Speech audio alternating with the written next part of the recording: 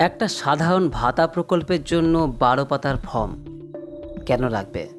কেন চাইছে আধার card, bank account, জমির তথ্য, গাড়ির তথ্য, প্যান, জিএসটি, পেনশন, স্কুলের তথ্য, এমনকি পরিবারের শিশুর টিকাকরণ পর্যন্ত? বন্ধুরা, অন্নপূর্ণা ভাণ্ডার কি শুধুই একটি ভাতা প্রকল্প, নাকি এর আড়ালে তৈরি হচ্ছে পশ্চিমবঙ্গের সবচেয়ে বড় ফ্যামিলি ডেটা কালেকশন সিস্টেম? আজকের এই ভিডিওতে আমরা ইমোশন নয়, পুরো ফর্মটা অ্যানালাইসিস করব এবং জানবো যে সরকারের আসলে মনোবাঞ্ছা কী চাইছে সরকার, কারা অন্নপূর্ণা ভাতা পাবেন আর কারাই বা বাদ যাবেন। এই সমস্ত কিছু এই ভিডিওতে আপনাদের সামনে বিস্তারিত আলোচনা করব।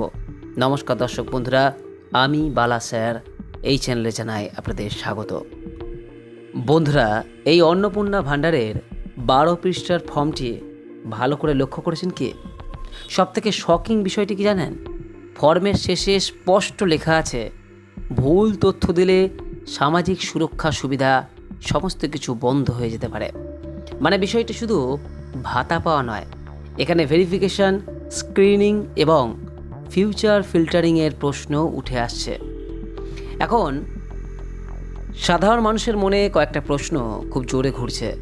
সবাই কি এই সুবিধা পাবে? এত পার্সোনাল তথ্য কেন চাওয়া হচ্ছে? সরকার আসলে কি ভেরিফাই করতে চাইছে? ফিউচারে অন্য প্রকল্পেও কি এই একই ডেটা ব্যবহার হবে? কারা বাদ পড়তে পারেন? এবং অনেস্টলি বললে এই প্রশ্নগুলো একদম স্বাভাবিক প্রশ্ন। সকলেই এই প্রশ্নের উত্তর চায়।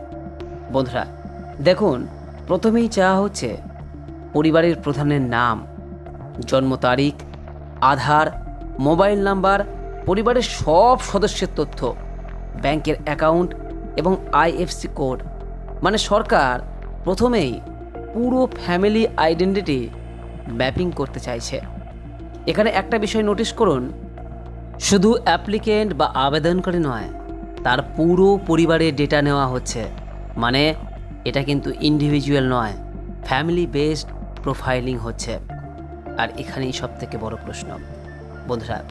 এরপর দেখুন, পরের পেজে চাওয়া হচ্ছে ভোটার নম্বর, কাস্ট ক্যাটাগরি, রেশন কার্ড, জমির পরিমাণ, পাকা বাড়ি আছে কি না, গাড়ি আছে কি না এবং হেলথ ইন্স্যুরেন্স আছে কি না। এখন প্রশ্ন হচ্ছে, এত কিছু কেন লাগছে? কারণ সম্ভবত সরকার বুঝতে চাইছে যে একটি পরিবার ফিনান্সিয়ালি, অর্থাৎ অর্থনৈতিকভাবে কতটা স্ট্রং বা উইক। তার মানে শুধু ইনকাম নয়, ওভারঅল লাইফস্টাইল আপনার অ্যানালাইসিস করবে সরকার। এখানে আরও একটি ইন্টারেস্টিং বিষয় রয়েছে। এখানে চাওয়া হচ্ছে দেখুন, pan card, income tax, profession, অর্থাৎ আপনার এবং আপনার পরিবারের সমস্ত সদস্যদের পেশা। এর সঙ্গে আপনি সরকারি চাকরি করেন বা আপনার পরিবারে কেউ সরকারি চাকরি করে কি না, এবং তার সঙ্গে প্রাইভেট চাকরি, বিজনেস, শ্রমিক, কৃষক, বেকার, এমনকি শিক্ষাগত যোগ্যতাও চাওয়া হচ্ছে। মানে এই যে প্রকল্প, এটা শুধু ভাতা নয়, এটা পরিবারের কমপ্লিট ইকোনমিক প্রোফাইল তৈরি হচ্ছে। এবার আসছে সবথেকে সেন্সিটিভ বিষয়।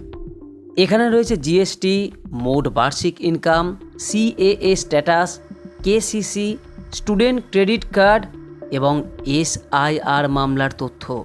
এখন স্বাভাবিকভাবেই অনেকের মনে প্রশ্ন উঠছে যে একটা ওয়েলফেয়ার স্কিমের সঙ্গে এই তথ্যগুলোর রিলেশন কি আছে? বন্ধুরা, আমি এখানে কোনো রাজনৈতিক সিদ্ধান্ত নিচ্ছি না, আমি শুধু বলছি মানুষের মনের মধ্যে ওঠা প্রশ্ন, আর এই প্রশ্নের উত্তর অবশ্যই সরকারকে দিতে হবে। বন্ধুরা দেখুন, এরপর আবার চাওয়া হচ্ছে শিশুদের স্কুল ডিটেলস এবং ভেরিফিকেশন স্ট্যাটাস পর্যন্ত নেওয়া হচ্ছে।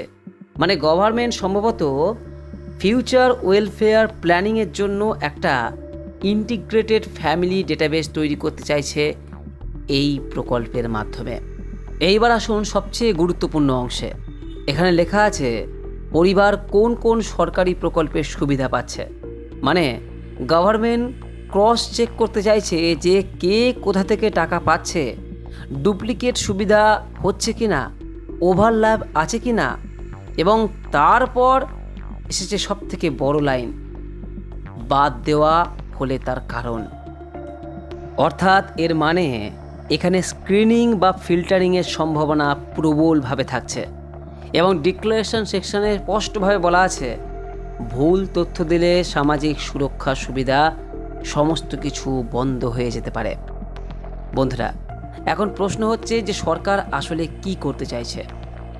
এর সম্ভাব্য যে সমস্ত কারণ হতে পারে তা হলো ফেক বেনিফিশিয়ারি আটকানো, ডুপ্লিকেট ডিবিটি বন্ধ করা, টার্গেটেড ওয়েলফেয়ার সিস্টেম তৈরি করা, অর্থাৎ প্রকৃতপক্ষেই যারা আর্থিকভাবে দুর্বল তাদেরকে চিহ্নিত করা।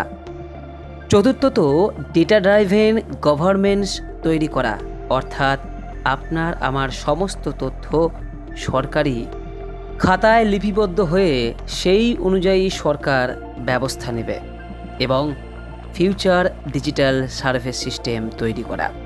বন্ধুরা, অনেক মানুষ এটাকে লার্জ স্কেল ডেটা কালেকশন হিসেবেও দেখছেন। আগে সরকার মানুষকে চিনত শুধুমাত্র ভোটার হিসাবে, এখন সরকার মানুষকে চিনতে চাইছে সম্পূর্ণ ডেটা প্রোফাইল হিসেবে। অর্থাৎ আপনি আসলে কি সত্যিই অর্থনৈতিক দিক থেকে পিছিয়ে পড়া মানুষ? বন্ধুরা, ব্যক্তিগতভাবে আমার মনে হয় সরকার ভবিষ্যতে এই ওয়েলফেয়ার সিস্টেমকে ডিজিটাল এবং টার্গেটেড করতে চাইছে। কারা সত্যিই প্রয়োজনীয় মানুষ, কারা মাল্টিপল সুবিধা নিচ্ছেন, কারা ইকোনমিক্যালি স্টেবল, সেগুলি বোঝার জন্য হয়তো এই বিশাল ডেটা কালেকশন। কিন্তু একটা সাধারণ মানুষের দৃষ্টিভঙ্গি থেকে প্রশ্ন উঠতেই পারে, একটা ভাতা প্রকল্পের জন্য এত গভীর পার্সোনাল ইনফরমেশন কি সত্যিই দরকার ছিল? কারণ আজকের দিনে ডেটাই হলো সবথেকে বড় পাওয়ার। এখন মানুষ টাকা পাওয়ার আগে নিজের প্রাইভেসি নিয়েও ভাবতে শুরু করেছে। আমি পার্সোনালি মনে করি সরকারের ট্রান্সপারেন্সি যেমন জরুরি, তেমনই মানুষের ডেটা সিকিউরিটি সম্পর্কেও পরিষ্কার আশ্বাসন দেওয়া দরকার। না হলে মানুষের মনে সন্দেহ তৈরি হওয়াটাই স্বাভাবিক। তবে একটাই অবাক করার বিষয় হবে, এই ডেটা কালেকশন করতে গিয়ে শেষ পর্যন্ত কিছু খুঁড়তে কেউটোর মতো না অবস্থা হয়। এটা সরকার এবং আবেদনকারী উভয়ের ক্ষেত্রেই প্রযোজ্য। তবে শেষ কথা আপনার কি মনে হয়, এটা শুধুই কি ওয়েলফেয়ার ভেরিফিকেশান, নাকি ভবিষ্যতের বড় ডেটা সিস্টেমের প্রিপারেশান? কমেন্টে নিজের মতামত অবশ্যই জানাবেন। তবে এ কথা নির্দ্বিধায় বলা যায়, যারা লক্ষ্মী ভাণ্ডার এতদিন পেয়ে আসছেন সবাই কিন্তু অন্নপূর্ণা ভাণ্ডারের প্রকল্প সুযোগ সুবিধা পাবেন না। মূলত সত্যিকারের অর্থে যারা অর্থনৈতিক দিক থেকেভাবে পিছিয়ে রয়েছেন তারাই এই ভাণ্ডারের প্রকৃত সুবিধাগুলি পাবেন। যাই হোক, এই বিষয়ে আপনার কি মতামত নিচের কমেন্ট বক্সে অবশ্যই জানাবেন। ভিডিওটি ইনফরমেটিভ মনে হলে লাইক করুন, শেয়ার করুন আর চ্যানেলটি সাবস্ক্রাইব করতে ভুলবেন না, কারণ সামনে আরও গুরুত্বপূর্ণ অ্যানালাইসিস নিয়ে আসছে। আজকের মতো ভিডিওটি এখানেই শেষ করলাম। নমস্কার, ধন্যবাদ, জয় হিন্দ, বন্দে মাতরম।